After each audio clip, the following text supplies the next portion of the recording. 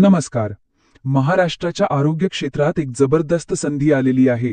सार्वजनिक आरोग्य विभागाने वैद्यकीय अधिकाऱ्यांसाठी एक मोठी भरती जाहीर केली आहे आणि आज आपण याच गोल्डन ऑपॉर्च्युनिटीबद्दल सगळं काही जाणून घेणार आहोत. ज्या कोणाला सरकारी डॉक्टर व्हायचं आहे आणि लोकांची सेवा करायची आहे, त्यांच्यासाठी ही खरंच एक सुवर्ण संधी आहे. चला तर मग बघूया की या संधीमध्ये नेमकं काय काय आहे आणि ही संधी किती मोठी आहे हे या आकड्यावरून लगेच लक्षात येईल. 1-2 नाही तर तब्बल 1440, हो 1440 वैद्यकीय अधिकाऱ्यांची भरती होणार आहे. एवढ्या मोठ्या संख्येने जागा मिळणं ही खरंच एक दुर्मिळ गोष्ट आहे. आणि फक्त जागांची संख्याच नाही तर पगार सुद्धा तितकाच जबरदस्त आहे. या पदासाठी सुरुवातीचा पगार आहे तब्बल 56,100 रुपये प्रति महिना. म्हणजे सरकारी नोकरीचं स्थैर्य आणि इतका चांगला पगार, यापेक्षा चांगलं कॉम्बिनेशन काय असू शकतं? चला तर मग या मोठ्या वैद्यकीय भरतीचे डिटेल्स बघूया. ही भरती महाराष्ट्र सार्वजनिक आरोग्य विभाग घेणार आहे. याचा अर्थ सरळ आहे, निवड झालेल्या उमेदवारांना संपूर्ण महाराष्ट्रात कुठेही काम करण्याची संधी मिळू शकते. तर आता बघूया की ह्या 1440 जागांमध्ये नक्की कोणती पदं आहेत आणि त्या कशा विभागल्या गेल्या आहेत. आता इथे बघा, सगळ्यात इंटरेस्टिंग गोष्ट म्हणजे जागा जवळजवळ समान विभागल्या आहेत. वैद्यकीय अधिकारी म्हणजे ज्यांच्याकडे फक्त MBBS पदवी आहे त्यांच्यासाठी आहेत 766 जागा, तर जे स्पेशालिस्ट डॉक्टर्स आहेत त्यांच्यासाठी आहेत 774 जागा. म्हणजेच दोन्ही प्रकारच्या डॉक्टर्ससाठी इथे भरपूर संधी आहेत. ठीक आहे, मग यासाठी एज्युकेशनल क्वालिफिकेशन काय लागेल? तर मेडिकल ऑफिसर MBBS पदासाठी नावावरूनच स्पष्ट आहे, MBBS पदवी पूर्ण असायला हवी.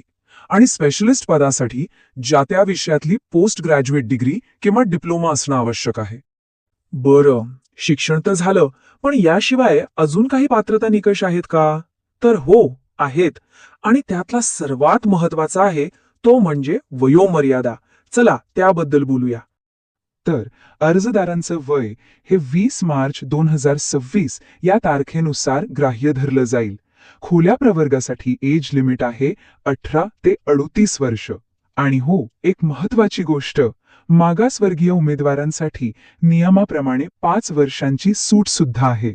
ओके, तर आपण पात्रता बघितली. आता वळूया या संधीच्या फायनान्शियल बाजूकडे, म्हणजे पगार किती मिळणार आणि अर्ज करण्यासाठी फी किती आहे, हे दोन्ही मुद्दे महत्वाचे आहेत. स्टार्टिंग सॅलरी तर आपण बघितलीच, जी खूपच आकर्षक आहे. पण पूर्ण पे स्केल बघितला तर तो 56,100 रुपयांपासून सुरू होऊन तब्बल 1,77,500 रुपयांपर्यंत जातोय. विचार करा, सरकारी नोकरीचं स्थैर्य आणि सोबतच एवढा चांगला पगार, ही एक जबरदस्त गोष्ट आहे. आता बोलूया ऍप्लिकेशन फी बद्दल. खुल्या प्रवर्गासाठी म्हणजे ओपन कॅटेगरीसाठी फी आहे 1,000 रुपये आणि मागासवर्गीय, महिला किंवा दिव्यांग उमेदवारांसाठी यात सवलत आहे, त्यांच्यासाठी ही फी 700 रुपये आहे. चला आता सगळ्यात महत्वाच्या भागाकडे, तो म्हणजे अर्ज करण्याची प्रोसेस. आणि सगळ्यात महत्वाचं म्हणजे तारखा.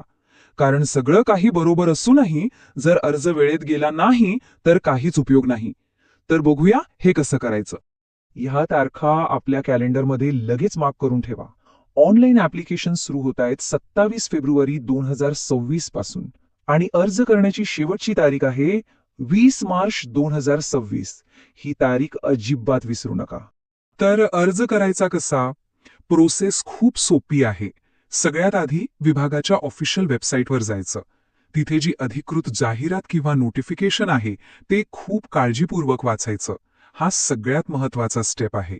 आणि मग ऑनलाईन फॉर्म भरून शेवटच्या तारखेच्या आत सबमिट करायचा. एक गोष्ट लक्षात घ्या, 1440 जागा म्हणजे ही खरंच एक खूप मोठी भरती आहे. त्यामुळे अर्ज करायला अजिबात उशीर करू नका, कारण अशी संधी पुन्हा कधी येईल हे सांगता येत नाही. तर मग ही माहिती ऐकल्यानंतर पात्र उमेदवारांनी स्वतःला हा प्रश्न विचारायला हवा, सरकारी डॉक्टर बनून सेवा करण्याची ही सुवर्ण संधी आपली असू शकते का?